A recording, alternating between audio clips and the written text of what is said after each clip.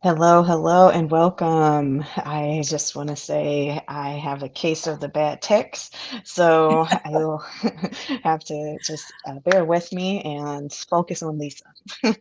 But we're live with Lisa anyway, and this is a warning. It's to let everybody know what is happening right now in Colorado to look out for and be privy to um, the next 55 days of efforts to get you to the ballot. And we want you to be educated on your way there. Lisa, what do you have for us this week? Well, it's not new. We've been talking about something called Initiative 138 that is a ballot measure that would open the door to Colorado spending public dollars on private schools. And it now has its permanent number. And that can be really confusing. It was 138, but now it's known as Amendment 80. And Great Education Colorado is part of a broad coalition of folks who believe in public education who are going to be opposing this measure. Ooh, yeah, we were waiting for this new title, so I'm glad that we have it so folks know. And we're going to show it here. Initiative 138 is now Amendment 80. Um, can you just do a brief reminder? I guess I can show some of the work we've done to help folks kind of navigate when things were just getting signatures. But what what should, if they've never seen this, what should someone watching know about Amendment 80? Well, Amendment 80 creates a constitutional right to parents choosing the school for their child. That right already exists. That right has existed for 30 years. Parents have had, and many have used, the right to send their child to public school, to private school, to charter schools. They can homeschool. That right has existed for a very long time, over 30 years, and it's pretty vibrant in Colorado. This puts it in the Constitution. If that already exists, why would you put it in the Constitution? And the answer is that once you have a right, a constitutional right to send your child to, say, a private school, the next step, and there's going to be all kinds of litigation about this, the next step is, well, I have the right to have my child go to private school. I want the state to pay. And that is happening all around the country. Our neighbor to the southwest, Arizona, has gone down this road. They have created universal vouchers, and it has taken about $900 million out of the public fisc, out of the public dollars, that in a budget that's already tight and hard to fund their schools. So they've taken $900 million out of school funding and put it into private vouchers. The vast majority of those dollars are being spent by or going to families who are affluent, whose kids have never set foot in a public school. A lot of the money's just sitting in education savings accounts, not doing anything for any child. There is fraud. There is no oversight. So what Arizona has done has gone far down that road. We don't need to go down that road. Parents have choice in Colorado already. Prying open that door to make it possible to take our public dollars, our very scarce public dollars, and put them in private schools. Colorado students can't afford that. We can't afford that, and it's the wrong way to go. Last week, you mentioned we already have polling where over 70% of voters we know Right. do not want vouchers. And so we have examples of other states, as you just referenced, and what people here already are against. So this effort is very diligent and intentional on the wording to make people feel like, oh, I need choice. You deserve choice. You already have it, folks. You already have it. So, in addition to that, what are some of the efforts that Great Ed has been working on? Obviously, we've tried to educate folks, but there's something people can join um, this month. What can they do? Well, the, as you just pointed out, 70% of voters oppose the idea of taking scarce public resources and putting it into private schools. And so we need as many people as possible to know about what this really does, that this opens the door to taking public dollars and putting it in private schools. And the best way to do that is to have people talking to people. Not that the television ads and those kinds of things, they have their place, but what really sticks is when people talk about these things with their friends on the playground, after school, whatever. And so there is a training actually coming up on Monday, September 16th, specifically for Colorado. There is the link, and I think we may have a QR code that we can put up. Um, but and you can find this, I believe, on this link on our Facebook page. This is a training to help folks just get the talking points and really easy ways to be a part of the effort to inform folks. There it is. It's our orientation is Beating Back Amendment 80. We're working. We have a just a terrific online tool where people can connect with each other.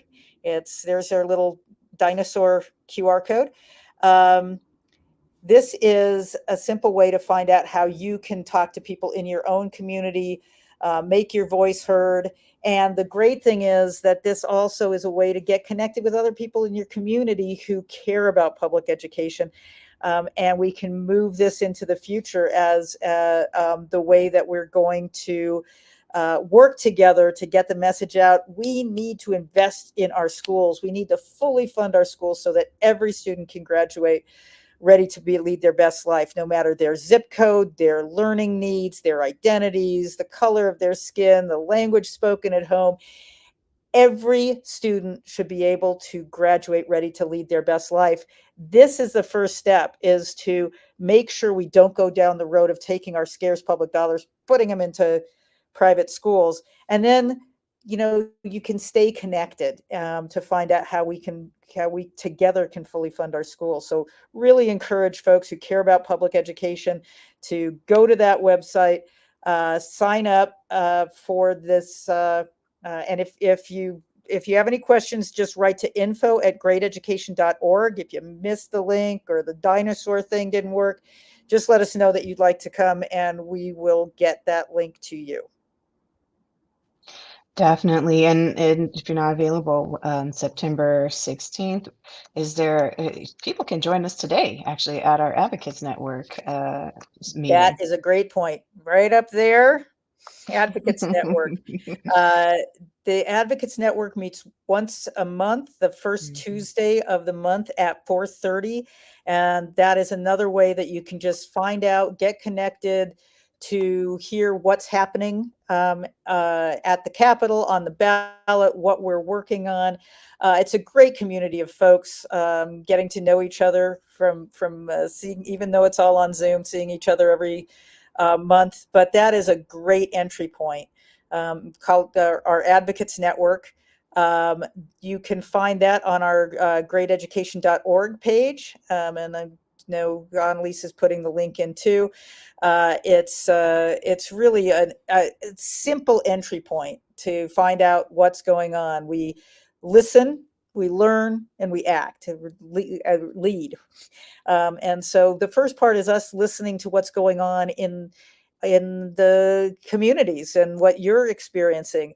The learn is where we bring in experts or talk about what the next actions are, and about policy, and then we always end with something that you can do to take the next step to be a part of this movement to ensure that every student in Colorado can go to a school that's welcoming, and adequately, equitably, and sustainably funded. Yes, Lisa, and on that, for welcoming, what do we have coming up later this month as well? Let's see. Yeah. 2 weeks from today is our annual luncheon. Yep. And we're really excited this year to be celebrating the people and organizations who are creating welcoming environments, learning environments for our students, and welcoming environments for our teachers as well. Our presenting sponsor is Chevron. We appreciate them stepping up, and they will be highlighting some amazing programs that are going on in Adams 12 five-star school district, uh, with the foundation and the district working together. There's a video on our YouTube page where you can see a discussion of the amazing things that they're doing to make sure that every student is fed, that they have the clothes they need to go to school. And so that's the kind of organization that we're raising up. We'll also be saluting Mile High United Way for their community schools. We'll be saluting uh, I'm blanking on some of them right now, Annalise, but CEA is highlighting an amazing educator who's been doing the work. We have a few surprises this year for our youth panel is still there, but I know that we're looking forward to our co-host, a youth co-host. So, none other than Lee Steed will be holding it down, but also sharing space with an amazing youth. And she is coming from Colorado Springs, working with an organization that will also be highlighted. So we don't want to give you all the goodies right now. yeah, Come on, that's y'all, right. get a ticket. Like, come on, Lisa, it's okay. Yeah, It's no, a little for the imagination. it's a great opportunity to meet other people who are involved in education and in the business community. And there'll be a lot of students there. And that student panel really has become the centerpiece of and the heart of our program, because it really opens everybody's eyes to what it's like to be a student right now, and what adults need to do to step up and make their experience what they need to be able to thrive in life. And that's what Great Ed is all about. So that student panel, and I'm really excited that our co-MC is somebody who was on the panel last year and really got a lot out of it, and wanted to come back. So it's a great opportunity. You can find it on greateducation.org events. And there we go. So 3 things to join. The Advocates Network is this afternoon at 4:30 and every Tuesday. There is the Public School Strong uh, uh, the orientation about Beat how to back get Amendment involved 80. against Amendment 80. That Yep. that's and then the third thing is, of course, our luncheon. So hope to see folks in one, two, or all three of those spaces.